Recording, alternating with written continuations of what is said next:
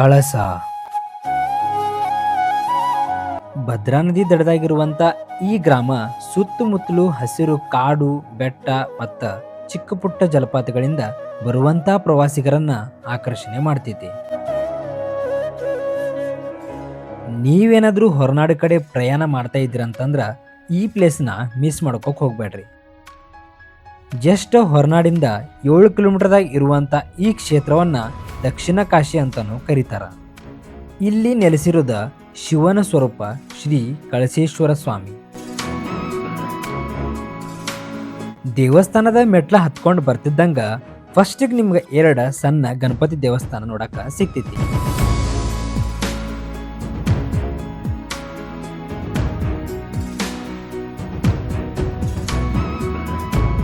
ಇಲ್ಲಿರುವಂತ ಈ ಗಣಪತಿಯನ್ನ ಗಂಡು ಮತ್ತು ಹೆಣ್ಣು 2 ಅವತಾರದಾಗ ಪೂಜೆಯನ್ನು ಮಾಡ್ತಾರ. ಈ ತರ ಗಂಡು ಮತ್ತು ಹೆಣ್ಣು ಅವತಾರ ಒಳಗ ಗಣಪತಿನ ಪೂಜೆ ಮಾಡುವಂತ ಏಕೈಕ ದೇವಸ್ಥಾನ ಇದಾಗಿದೆ. ಪುರಾಣಗಳ ಪ್ರಕಾರ ಶಿವ ಮತ್ತು ಪಾರ್ವತಿಯರ ಮದುವೆ ಆಗುವಂತ ಸಮಯದಾಗ ಎಲ್ಲಾ ದೇವಾನು ದೇವತೆಗಳ ಒಂದು ಕಡೆ ಸೇರ್ತಾರ. ಅವಾಗ ಭೂಮಿ ತನ್ನ ಸಮತಲವನ್ನ ಕಳೆದುಕೊಳ್ತೈತಿ. ಅವಾಗ ಶಿವ ಅಗಸ್ತ್ಯ ಮಹರ್ಷಿಗಳನ್ನ ದಕ್ಷಿಣ ಭಾಗದಾಗಿರುವಂತ ಎತ್ತರ ಭಾಗಕ್ಕೆ ಹೋಗಂತ ಹೇಳ್ತಾರ. ಅವಾಗ ಅಗಸ್ತ್ಯ ಮಹರ್ಷಿಗಳ ಈಗಿರುವಂತ ಕಳಸ ಊರಿಗೆ ಬಂದ ನೆಲೆಸ್ತಾರ. ಅವಾಗ ಅಗಸ್ತ್ಯ ಮಹರ್ಷಿಗಳ ನಾನು ಗಿರಿಜಾ ಕಲ್ಯಾಣವನ್ನ ನೋಡ್ಬೇಕಂತ ಕೇಳ್ಕೊಂಡಾಗ ಶಿವ ಅವರಿಗೊಂದ ವರವನ್ನ ನೀಡ್ತಾರ.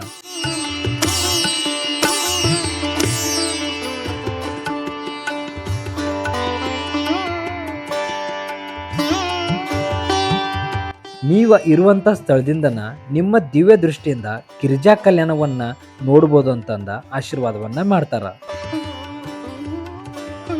ಅಗಸ್ತ್ಯರ ಈ ಜಾಗದ ಕುಂತ ಗಿರಿಜಾ ಕಲ್ಯಾಣವನ್ನ ನೋಡಿದ ನೆನಪಿಗಾಗಿ ಪ್ರತಿ ವರ್ಷನೂ ಇಲ್ಲಿ ಕಾರ್ತಿಕ ಶುದ್ಧ ಏಕಾದಶಿಯಿಂದ ಗಿರಿಜಾ ಕಲ್ಯಾಣೋತ್ಸವನ್ನ ಬಹಳ ವಿಜೃಂಭಣೆಯಿಂದ ಆಚರಣೆಯನ್ನ ಮಾಡ್ತಾರ.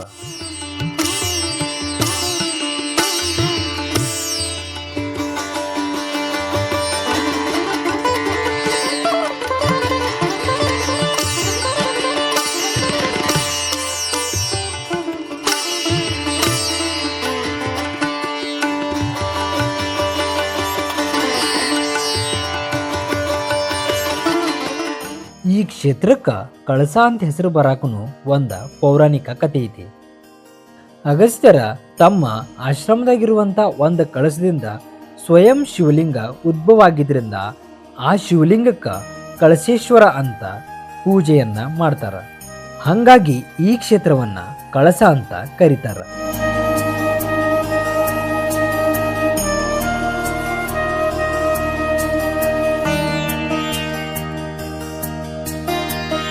ಇಲ್ಲಿರುವಂತ ಈ ಕಳಸೇಶ್ವರನ ದರ್ಶನ ಮಾಡ್ಕೊಂಡ್ರ ಕಾಶಿ ಕ್ಷೇತ್ರಕ್ಕಿಂತ 2 ಗುಂಜಿ ಜಾಸ್ತಿ ಪುಣ್ಯ ಸಿಗ್ತಿತ್ತಂತ ಇಲ್ಲಿ ಬರುವಂತ ಭಕ್ತಾದಿಗಳ ನಂಬ್ತಾರ. ಗರ್ಭಗುಡಿಯೊಳಗಿರುವಂತ ಕಳಸೇಶ್ವರ ಸ್ವಾಮಿ ಎಷ್ಟು ಆಕರ್ಷಣೆ ಆಗಿದೆ ಅಂತಂದ್ರ ಕೆಳದಿಯ ರಾಜರ ಸೋಮಶೇಖರ ನಾಯಕರ ಚಿನ್ನದ ಮುಖವಾಡವನ್ನ ಈ ಕಳಸೇಶ್ವರನಿಗ ಕಾಣಿಕೆಯಾಗಿ ನೀಡಿದಾರ.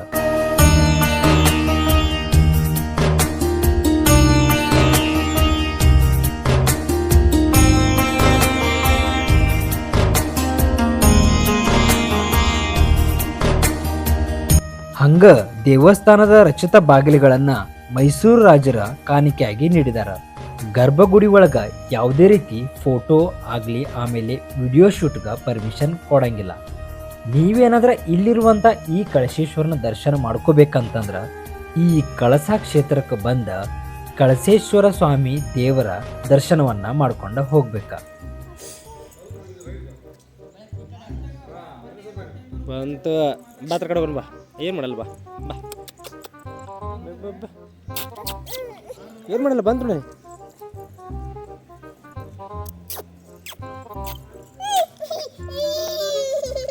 ಏನು ಮಾಡಲ್ಲ ಇದು, ಏನು ಮಾಡಲ್ಲ ನೋಡಿ ಎಷ್ಟು ದಿವಸ ಅಂತ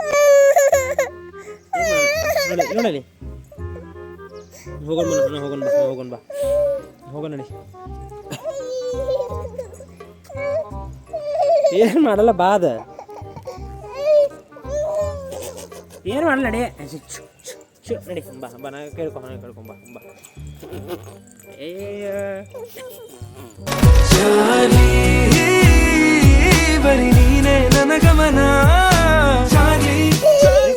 ಚಾರ್ಲಿ ತರ ನೋಡಿ ಈಗ ಹೋಯ್ತು ಹೋಯ್ತು ಹೋಯ್ತು ಹೋಯ್ತು ಅದ ನೋಡಿ ಹೋಯ್ತು ನೋಡಿ ಹೋಯ್ತು ನೋಡಿ ನೋಡಿ ಹೋಯ್ತು ಬಾ ಹೋಗೋಣ ನಡಿ ಮಾಡಂದ್ರೆ ನೋಡಿ ಇಲ್ಲೊಂದು ಫೋಟೋ ಬರೋದಿದ್ದೆ ಅಳಬಾರ್ದು ಹೋಯ್ತ್ಲಿ ಅದು ಹೋಯ್ತದ. ನೀವು ಈ ಕಳಸ ಕ್ಷೇತ್ರಕ್ಕೆ ಬಂದ್ರೆ ಒಂದಿನ ಫುಲ್ ಟೈಮ್ನ ಸ್ಪೆಂಡ್ ಮಾಡ್ಬೋದು. ಈ ಕಳಸ ಬರೀ ಈ ಕ್ಷೇತ್ರಕ್ಕೆ ಮಾತ್ರ ಪ್ರಸಿದ್ಧಿ ಅಲ್ದ, ಇಲ್ಲಿ ಕೆಲವೊಂದಿಷ್ಟು ಪ್ರವಾಸಿ ತಾಣಗಳನ್ನು ನೀವು ನೋಡ್ಬೋದು. ಇಲ್ಲಿಂದ 7 ಕಿಲೋಮೀಟರ್ ಹೋದ್ರೆ ನೀವು ಹೊರನಾಡು ಅನ್ನಪೂರ್ಣೇಶ್ವರಿ ದೇವಸ್ಥಾನವನ್ನು ನೋಡ್ಬೋದು. ಹಂಗೆ ಈ ಕಳಸ ಕ್ಷೇತ್ರ ಒಳಗೆ ಹ್ಯಾಂಗಿಂಗ್ ಬ್ರಿಡ್ಜ್ ಮತ್ತು ಕೆಲವೊಂದಿಷ್ಟು ಜಲಪಾತಗಳನ್ನು ನೀವು ಇಲ್ಲಿ ನೋಡ್ಬೋದು. ಚಿಕ್ಕಮಗಳೂರು ಕಡೆ ನೀವು ಪ್ರವಾಸವನ್ನು ಮಾಡ್ತೀನಂತಂದ್ರೆ ರೇನಿ ಸೀಸನ್ ಬೆಸ್ಟ್ ಅಂತ ಹೇಳ್ಬೋದು. ಕಳಸ ಕ್ಷೇತ್ರವನ್ನು ನೋಡಿ ನಮಗಂತೂ ಭಾಳ ಖುಷಿ ಆಯ್ತು. ನಾವು ಹೊರನಾಡು ಶೃಂಗೇರಿ ಕಡೆ ಬಂದು ಹೋಗಿವಿ, ಆದ್ರೆ ಈ ಕಳಸ ಕ್ಷೇತ್ರವನ್ನು ನೋಡ್ತಾ ಇರೋದ ಇದು ಫಸ್ಟ್ ಟೈಮ್.